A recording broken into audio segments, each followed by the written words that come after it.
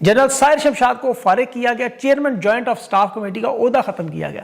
یہ بڑا اہم معاملہ تھا جس نے وہ صابر شاکر کا انٹرویو دیکھا تو سمجھ آ جائے گی، لیکن ادارے کے اندر مخالفت اس لیول پہ کہ 27ویں ترمیم بلکہ اب 28ویں بھی آ رہی ہے۔ 243 آئین کا جو ناگ سانپ اژدہا نکالا جائے گا، یہ ترمیم اب ساری جو سامنے آئی ہیں اس کی تفصیل میں آپ کے سامنے رکھتا ہوں۔ اس میں کیا کیا ہے ادارے کے متعلق اور ان کا قوانین کے، اس میں فیلڈ مارشل جو ہے وہ ایئر فورس اور بحریہ کے ایڈمرلز کو تا حیات لائف درجہ مراد اور قومی ہیرو، ان کے عہدے آرٹیکل 47 کے تحت جب تک الزامات نہ ہوں انہیں ہٹایا نہیں جا سکتا ہے۔ الزامات تو بن جاتے ہیں۔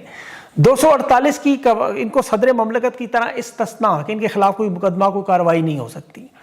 Field marshal, air force, navy, admiral, ان کے اوپر کوئی قانون، ویسے بھی کوئی قانونی کارروائی ان کے خلاف نہیں ہوتی، ان کی تو نوکری ختم بھی ہو جائے نہیں ہوتی۔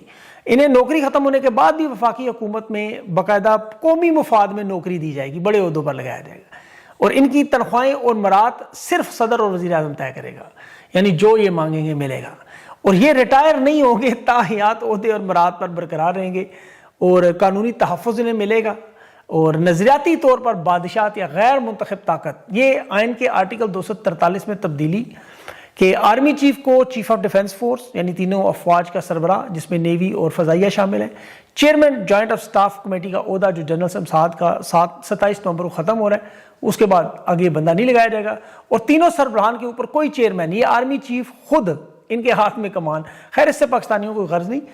ایٹمی اور دفاعی اسٹریٹجی جو کمانڈ کے سربراہ ہیں وہ بھی یہ اپنی مرضی سے کریں گے۔ تمام اعزازات جو زندگی بھر انہیں دیے جا رہے تھے، نیا عہدہ چیف آف ڈیفنس، صدر اور وزیر اعظم، مطلب سارے عہدے ان کی مرضی سے، تو 3 کی بجائے 4 افواج، نیوی، فضائیہ، بری اور راکٹ فورس، یہ چوتھی فورس جو میزائل، ایٹمی دفاع اور اسٹریٹجک فورس کے حوالے سے، اس کے لیے بننے کے نیا چیف لگانا پڑے گا۔ وہ کون ہوگا؟ یہ بڑا انٹرسٹنگ معاملہ ہوگا۔ اچھا، یہ سب کچھ کرنے کے بعد پھر افغانستان میں جنگ، ظاہر ہے ترکی میں مذاکرات ناکام ہو گئے، اور عین ممکن ہے کہ افغانستان کی طرف سے جنگ بندی کا معاملہ جو شروع، مطلب جو جنگ بندی ختم ہو جائے گی، اور پھر ظاہر جو شہادتوں کا شوق ہے وہ بھی ہو سکتا ہے پورا ہو جائے، کیونکہ انہوں نے بڑی دفعہ کہا ہے۔ جنرل عاصم منیر نے دیکھے تاریخ میں پاکستان میں جو کیا ہے یہ بالکل وہی کام ہے، بلکہ 4 گنا زیادہ۔ 1958 میں ایوب خان نے مارشل لا لگایا اسکندر مرزا کو ہٹا کے، تو صدر پاکستان، چیف مارشل ایڈمنسٹریٹر اور آرمی چیف 3 عہدے لیے۔ 1962 کا نیا آئین اس نے بنایا اور عہدہ اپنے لیے رکھا، کوئی جنگ نہیں ہوئی، فیلڈ مارشل وہ خود ہی بن گیا۔